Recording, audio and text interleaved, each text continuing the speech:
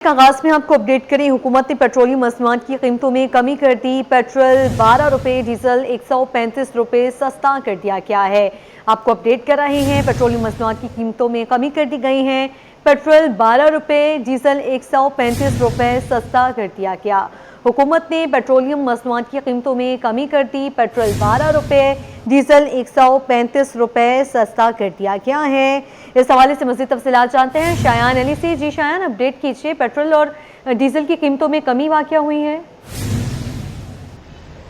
जी बिल्कुल हिरा, हम देख रहे थे कि मशरक़ वस्ती में जो जंगी सूरत हाल थी, जिस पर तो हम देख रहे थे कि कई ममालिक में जो है पेट्रोलियम मसनूआत की कीमतों में जो है इजाफा किया गया था, जिसके बाद जो है फिर गुज़िश्ता कुछ रोज़ से फिर हम देख रहे थे कि जंग बंदी की तरफ मामलात जा रहे थे, जिस पर जो पाकिस्तान का बड़ा किरदार था। और जिसके बाद हम देख रहे हैं कि आज वज़ीर आज़म पाकिस्तान की जानिब से जो है वो आवाम को रिलीफ दे के तौर पर जो वो आज पैगाम दिया गया, जिस पर जो वो 12 रुपये पेट्रोल के फ़ी लीटर में जो वो कमी की गई है, जबकि इसके साथ साथ डीजल की कीमत में भी जो है वो 135 रुपये की कमी की गई है। पेट्रोल की कीमत में 12 रुपये की कमी के बाद जो है हम देख रहे हैं कि 366 रुपये फ़ी लीटर जो है अब फ़रोख्त किया जा रहा है 12 बजने के फौरी बाद। और उसके बाद हम देख रहे हैं कि जो डीजल की कीमत है, जिस पर जो है वो 135 रुपये कमी के बाद जो है अब 385 रुपये फ़ी लीटर डीजल जो है फ़रोख्त किया जा रहा है, जबकि इससे कबल जो है कीमतों में इजाफा किया गया था, जिससे हम देख रहे थे कि गरीब की कमर जो है टूट गई थी और काफ़ी मुश्किल हो गया था। जिसके बाद जो है लॉकडाउन के तरफ हालात जो वो रुनुमा होने लगे, जिसके बाद आज फिर जो है वज़ीर आज़म की जानिब से कहा गया कि जैसे आलमी मंडी में जो है ईंधन की कीमतों में जो कमी देखी गई है, जिसके बाद फिर आज पाकिस्तान में भी जो है फिल फॉर आवाम रिलीफ के तहत जो है हम देख रहे हैं कि 12 रुपये पेट्रोल की कीमतों में, उसके साथ साथ जो है डीजल की कीमतों में जो है वो 135 रुपये का जो है वो ये कमी की गई है, जिसके तहत हम देख रहे हैं कि लोगों को बड़ा रिलीफ मिलेगा। क्योंकि हम देख रहे हैं कि जब कीमतों में इजाफा हुआ था पेट्रोलियम मसनूआत की, तो जो किराए हैं या दीगर जो मामला थे वहाँ पर भी जो इजाफा हो गया था, जिससे आवाम को काफ़ी मुश्किलात का सामना करना पड़ता है। आवाम को मुश्किलात का सामना करना पड़ा था। मैं भी यही जानना चाहती कि आवाम का क्या रहता है, मतलब बताइए आवाम क्या कहते हैं इस पर।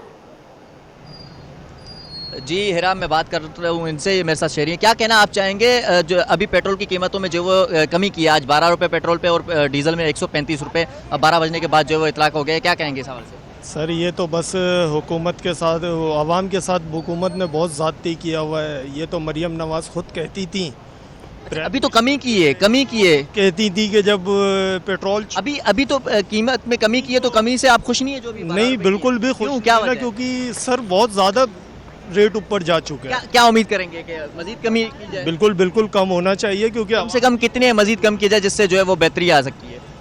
जिस तरीके से पहले रेट था, कम से कम उससे और मजीद नीचे लाया जाए, तो फिर हम मुतमईन होंगे ना। दूसरे भी दोस्त मेरे साथ मौजूद हैं यहाँ पे, इनसे बात करें। क्या कहेंगे आप कि अभी 12 रुपये और 135 रुपये कम किए हैं जो डीजल और पेट्रोल की कीमतों में, तो इससे फ़र्क पड़ेगा? फ़र्क तो पड़ेगा, फिर भी जो ना महंगाई तो महंगाई है, मगर ये जो ना और भी कम हो तो बेहतर ज़्यादा है, क्योंकि जिस हालात से जैसे चल रहे हैं अभी तो लोग जो ना बहुत। लेकिन इससे कुछ बेहतरी आएगी जो अभी कीमतें? बेहतरी तो है माशाल्लाह, अभी तो और भी कम हो रहा है, सुनने में आ रहा है कि माशाल्लाह बेहतर हो जाएगा। ठीक है बिल्कुल।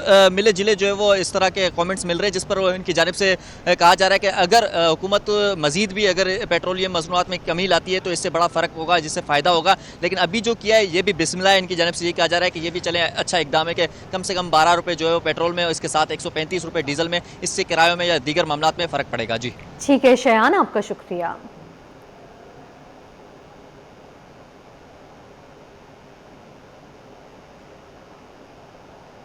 नाज़रीन, सिंध हुकूमत की किफ़ायत शुमारी मुहिम, मार्केट्स की औकात कार तब्दील, ताजरों ने हुकूमती फैसले पर हामी भर ली।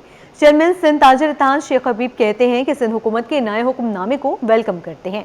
उन्होंने ईरान जंग रुकवाने पर वज़ीर आज़म और फील्ड मार्शल के किरदार की तारीफ भी की। हम ये चाहते हैं कि जो टाइम शेड्यूल इन्होंने दिया है, इस पे हम वेलकम करते हैं सिंध गवर्नमेंट को, क्योंकि हम सिंध गवर्नमेंट के साथ खड़े हैं। सिंध गवर्नमेंट जो फैसला करती है, जो फैसला करेगी, हम उसे मनोमन तस्लीम करेंगे। सिंध हुकूमत की कफ़ायत शुमारी पॉलिसी के तहत रेस्टोरेंट्स के नए औकात कार जारी कर दिए गए हैं।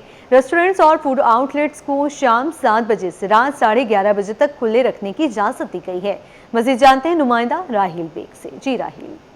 जी बिल्कुल, हुकूमत की किफ़ायत जारी पॉलिसी के तहत जहाँ पर मार्केट्स जल्द बंद करने के अहकाम जारी किए गए हैं, वहीं पर रेस्टोरेंट्स और इस तरह के जो जितनी भी मार्केट्स हैं या फूड स्ट्रीट्स हैं, उनके लिए भी अहकाम जारी किए गए हैं कि 11:30 बजे तक सिर्फ डाइनिंग की इजाज़त होगी, उसके बाद उसे बंद करने के अहकाम जारी किए गए हैं। मगर शहर भर में अगर हम देखें तो जो अहकाम किफ़ायत शहरी के तहत जो पॉलिसी बनाई गई है उसके ऊपर खिलाफ वर्जी होती हुई दिखाई दे रही है। इस वक्त हम मौजूद हैं डिफेंस फेज 2 के इलाके में। यहाँ पर बेशतर रेस्टोरेंट इस वक्त तक भी खुले हुए हैं, ना कि सिर्फ खुले हुए हैं, बहुत सारे रेस्टोरेंट्स में डाइनिंग भी हो रही है। जबकि किफ़ायत शहरी पॉलिसी के तहत मार्केट्स जल्दी बंद करने के अहकाम जारी किए गए थे, जिनको की जो शहर की अहम मेन मार्केट्स हैं उन्हें 9 बजे बंद करने के अहकाम जारी हैं, जबकि जो खाने पीने के रेस्टोरेंट्स हैं उनको 11:30 बजे बंद करने के अहकाम जारी। मगर मेरे रकम में आप देख सकते हैं कि मुकम्मल तौर पर मार्केट जो है मामूल के मुताबिक खुली है। मेरे कैमरामैन फराज खान आपको दिखा सकें तो देखिए कि इर्द गिर्द तमाम जो रेस्टोरेंट्स हैं वो फिल वक्त खुले हुए हैं। जबकि किफ़ायत शारी के तहत पॉलिसी को जो नाम दिया गया है वो किफ़ायत शारी का दिया गया है, जिसके तहत आप ज़्यादा से ज़्यादा तवानाई की बचत कर सकते हैं, पेट्रोल की बचत करने के लिए। और इस किफ़ायत शारी को अपनाते हुए बेहतर अंदाज में इस स्मार्ट लॉकडाउन का निफाज भी किया गया था। मगर अगर अभी की बात की जाए तो शहर के बेशतर इलाकों की सूरत हाल इसी तरह से है। मार्केट्स खुली हैं जो मामूल के मुताबिक खुलती हैं और यहाँ पर किफ़ायत शारी पॉलिसी की खिलाफ वर्जी की जा रही है। जी, कराची में स्मार्ट लॉकडाउन नाफिज हो गया। शादी होस्ट को 9:30 बजे बंद करने के अहकाम जारी कर दिए गए हैं। मज़ीद जानते हैं नुमाइंदा शाहरुख शासी। जी शाहरुख, अपडेट कीजिए। जी बिल्कुल, देखें आज से स्मार्ट लॉकडाउन पे इम्प्लीमेंटेशन जो है वो स्टार्ट हो चुका है। हुकूमत की जानिब से एक नोटिफिकेशन जारी किया था जिसमें स्मार्ट लॉकडाउन के हवाले से SOPs जो है वो जारी की गई थी। मार्केट्स की और मैरिज हॉल की और फूड सेंटर्स की जो है वो SOPs जारी की गई थी। मैरिज हॉल पे मैं इस वक्त आपको रिपोर्ट कर रहा हूँ और इस वक्त 12 बजे से पहले ही जो शादी हॉल्स हैं वो बंद होना शुरू हो गए हैं, कुछ SOPs पे अमल कर रहे हैं। इस वक्त हमारे साथ हॉल के जो इंतज़ामिया हैं उससे मौजूद हैं। बिल्कुल, इस चीज़ में बहुत नुकसान है। नुकसान देखें, सबसे पहला नुकसान इसमें पता है ये है कि हमने लोगों से कमिटमेंट की हुई है कि देखें लास्ट टाइम हमारा 12 है, 12:30 से 1:15 बज जाता है, ठीक है। बट अब आप देखें ये हम चले गए फिक्स 12 पे। इसका मतलब ये है कि हमें 11 बजे से उनको वार्न करना है, 11 बजे से हमें उनको वार्न करना है, 11:30 बजे उनसे खाली करवाना है। अब आप देखें आज फर्स्ट डे उसका क्या हो रहा है कि अभी हमारे पास 9:30 10:30 बजे का टाइम है और 10:30 बजे हमारे पास बारात आ रही है। अब 10:30 बजे बारात आई है उनकी, तो जाहिर सी बात है 11 बजेंगे उनको खाना खाने में स्टार्ट करने में। अब जब 11 बजे वो खाना स्टार्ट करेंगे वो ऑटोमेटिकली 12 का एंड तो हो गया ना, बट उसके बाद भी उन्हें आधा घंटा 45 मिनट उनको चाहिए, वो हम कहाँ से प्रोवाइड करेंगे। अब हम तो देखें जो फॉलो करेंगे इसको, रूल्स तो नहीं तोड़ सकते ना हम इस चीज़ को, लेकिन पार्टियों को समझाना, कस्टमर को समझाना, इट्स मीन के कस्टमर हम अपना ख़राब कर रहे हैं, वो नहीं समझेंगे। हम समझाने के लिए हम क्या करें, हम तो यही बोलेंगे भाई गवर्नमेंट कर रही है जो कर रही है, हम क्या कर सकते हैं। और इसी चीज़ पे कुछ कस्टमर्स ऐसे होते हैं जो समझ जाएंगे, कुछ हैं वो नहीं समझेंगे, बोले हमने पैसे दिए हैं भाई, हमें टाइम चाहिए, अब आपका मसला है, गवर्नमेंट जाने आप जानो। बिल्कुल, इस वक्त जो है वो हॉल इंतज़ामिया और जो क्लाइंट हैं वो आपस में जो है वो मिसमैनेज का शिकार हैं, क्योंकि SOPs एकदम से जो है वो इम्प्लीमेंटेशन का कहा है हुकूमत ने। और जिन्होंने शादी हॉल्स अपने बुकिंग करवाई हुई है उनको जो बुकिंग ऑफिस के जो और शादी हॉल के जो मालिकान हैं उनको क्लाइंट को समझाना काफ़ी मुश्किल है। जैसे कि जो इंतज़ामिया में से जो अब्दुल वहाब साहब हैं उन्होंने फरमाया कि हुकूमत ने एकदम से इम्प्लीमेंटेशन की है और उनको मज़ीद शादी हॉल्स मालिकान को जो है वो हॉल चलाने के लिए मज़ीद 1 घंटा देना चाहिए, ना कि कम करना चाहिए। इस SOPs को जो है वो बड़ा मुश्किल हो जाएगा उनके लिए मैनेज करना, क्योंकि शादी की लेट नाइट तकरीबात होती हैं जिससे काफ़ी मुश्किलात का जो है वो आवाम को जो है वो हॉल मालिकान को जो है वो सामना करना पड़ता है और उससे जो है वो अफरा तफरी ही फैलेगी सिर्फ। जी, आगे बढ़ते हुए आपको अपडेट करें। मंकी पॉक्स केसेस सामने आने पर महकमे सेहत ने तमाम अस्पतालों को अलर्ट जारी कर दिया। मुतादिद अस्पतालों में मंकी पॉक्स आइसोलेशन वार्ड भी कायम। अब्बासी शहीद अस्पताल में भी इंतजामात मुकम्मल हैं। इस हवाले से डॉक्टर समीना का क्या कहना है, आइए जानते हैं। एहतियाती तदबीर में सबसे पहले तो ये है कि मरीज़ को अलहदा रखें और किसी को भी अगर घर में बुखार और उसके साथ कोई जिल्द के ऊपर तब्दीलियाँ नमूदार होती हैं जैसे कि दाने वगैरह होते हैं तो उनको फ़ौरन अस्पताल रुजू करना चाहिए। टूटी फूटी सड़कें और तेज रफ्तारी हादसात का सबब बनने लगी। अब्बासी शहीद अस्पताल के इमरजेंसी के इंचार्ज डॉक्टर साजिद अली ने कहा कि रोजाना सैकड़ों हादसात होते हैं जिसमें जिस्म की मुख्तलिफ हड्डियां टूट जाती हैं, जबकि पेचीदगियां भी बढ़ रही हैं।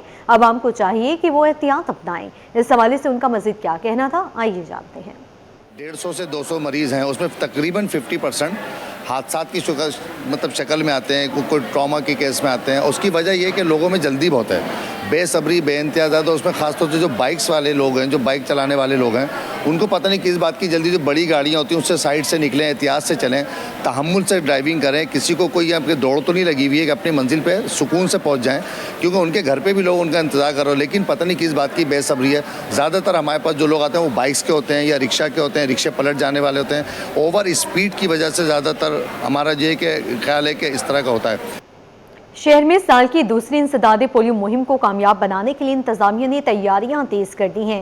डिप्टी कमिश्नर सेंट्रल ताहा सलीम की ज़ेरे सदारत अहम इजलास में सिक्योरिटी और फील्ड इंतजामात का तफसीली जायजा लिया गया। हुकाम का कहना है कि मुहिम के दौरान पोलियो वर्कर्स को दरपेश मसाइल की फौरी हल और फुल प्रूफ सिक्योरिटी को यकीनी बनाया जाएगा। मज़ीद तफसीलात रिजवान अहमद की रिपोर्ट में। पोलियो के मुकम्मल खात्मे का अज़्म, दूसरी इंसदादे पोलियो मुहिम की तैयारियां, ज़िला इंतज़ामिया भी हरकत में आ गई। डिप्टी कमिश्नर सेंट्रल ताहा सलीम की ज़ेरे सदारत इजलास हुआ। सिक्योरिटी और फील्ड इंतजामात का तफसीली जायजा लिया गया। डिप्टी कमिश्नर सेंट्रल ताहा सलीम का कहना था कि इंसदादे पोलियो मुहिम के नताइज में मज़ीद बेहतरी लाना तरजीह है। फील्ड में पोलियो वर्कर्स को दरपेश मसाइल के फौरी हल के लिए असिस्टेंट कमिश्नर्स को जिम्मेदारियां सौंपी गई हैं। सारे लोग बड़े इक्विप्ड हैं, उनको पता है क्या करना है। और आपने देखा कि इस साल जो पोलियो की कैंपेन्स हो रही हैं और जो पीछे से मेहनत होती आई, उसकी वजह से इन्वायरमेंटल सैंपल भी डिस्ट्रिक्ट सेंट्रल का नेगेटिव आ गया है और पूरे कराची के भी बहुत सारे सैंपल्स हैं जो नेगेटिव आ गए हैं, जिसका मतलब ये है कि पोलियो अब ख़त्म हो रहा है हमारे से। SSP सेंट्रल डॉक्टर इमरान के मुताबिक मुहिम के दौरान पोलियो वर्कर्स को फुल प्रूफ सिक्योरिटी फरहम की जाएगी। हसास इलाकों में खुसूसी इकदामात किए जाएंगे ताकि मुहिम बिला तातुल जारी रह सके। पुलिस का मेन उसमें रोल है सिक्योरिटी का। जितने भी पोलियो टीम्स हैं, जहाँ जहाँ पॉइंट्स हैं, मोबाइल टीम्स हैं, तो हम इंश्योर करेंगे कि हर टीम के साथ हम अपनी जो पुलिस सिक्योरिटी है वो ज़रूर अवेलेबल हो, ताकि जो पोलियो वर्कर्स हैं, हमारे जो टीम्स हैं, वो अपना काम खुश उसलूबी से अंजाम दे सकें। उसी सिलसिले में यहाँ मीटिंग थी। दूसरी जानिब असिस्टेंट कमिश्नर्स भी अपने अपने इलाकों में मुतहरिक हैं और तैयारियों का मुसलसल जायजा ले रहे हैं। Assistant commissioner new Karachi captain retired Farid Hanif का कहना है कि मुहिम को मौसर बनाने के लिए तमाम इंतजामात मुकम्मल किए जा रहे हैं और फील्ड टीमों की मुकम्मल निगरानी की जाएगी। जो पॉपुलेशन है वो काफ़ी मिक्स्ड है, तो कहीं पे कन्वेंसिंग का इशू आ जाता है, कहीं पे रिलीजियस फैक्टर्स आ जाते हैं, बट अल्हम्दुलिल्लाह हमारी टीम जो है काफ़ी एक्टिव है और प्रोएक्टिवली इस पे काम कर रही है। और लास्ट टाइम चूंकि आप हमारे साथ ही थे, आपको याद होगा हमारी बड़ी अच्छी कवरेज थी और इस दफ़ा भी उम्मीद है कि हम इस दफ़ा बेहतर करेंगे इंशाल्लाह। हुक्काम के मुताबिक मरबूत हिकमत अमली और सख्त सिक्योरिटी इंतजामात के साथ इस बार इंसदादे पोलियो मुहिम को पहले से ज़्यादा मौसर और कामयाब बनाया जाएगा। कैमरामैन इजलान चीपा के साथ Rizwan Ahmed, city 21 Karachi. Bangladeshi high commissioner Iqbal Hussain की कराची मेट्रोपॉलिटन यूनिवर्सिटी आमद, vice chancellor doctor Wasim Qazi से मुलाकात, दो तरफा तालीमी रवाबत बढ़ाने पर इत्तफाक किया गया। सैयद जुबैर राशिद की रिपोर्ट देखिए। बांग्लादेश हाई कमिश्नर का कराची मेट्रोपॉलिटन यूनिवर्सिटी का दौरा। इकबाल हुसैन ने जामा के vice chancellor doctor Wasim Qazi ने मुलाकात की, जिसमें दो तरफा तालीमी रवाबित बढ़ाने पर इत्तफाक और स्टूडेंट एक्सचेंज प्रोग्राम समेत दीगर उमूर पर तबादला ख्याल किया गया। हाई कमिश्नर ने कहा कि दोनों ममालिक के ताल्लुकात में मजीद बेहतरी समेत एजुकेशनल डिप्लोमेसी को फरोग देंगे। We are working hard from the both sides to strengthen our cooperation in the field of education. As a part of this, Pakistan government already announced a scholarship for Allama Iqbal scholarship programs. Under this, a lot of Bangladeshi students are coming, and many of them will study in the Sindh province, including the Karachi Medical and Dental College, which is now Metropolitan University. And also under PTAP scholarships, students from Bangladesh are getting opportunity. Vice chancellor doctor Wasim Qazi ने कहा कि जामियात दोनों ममालिक के दरमियान पुल का किरदार अदा करेंगी। उन्होंने बांग्लादेशी तुलबा को पाकिस्तान में तालीम हासिल करने की भी दावत दी। ये जो इनिशिएटिव है हमारी गवर्नमेंट का और बांग्लादेशी गवर्नमेंट का कि स्टूडेंट्स को और तालीमी इदारों को करीब लाया जाए, ये एक बेहतरीन इनिशिएटिव है। इसी से आपके ममालिक एक दूसरे के करीब आएंगे और इसी से हमारी कल्चरल आहमहंगी साबित होगी।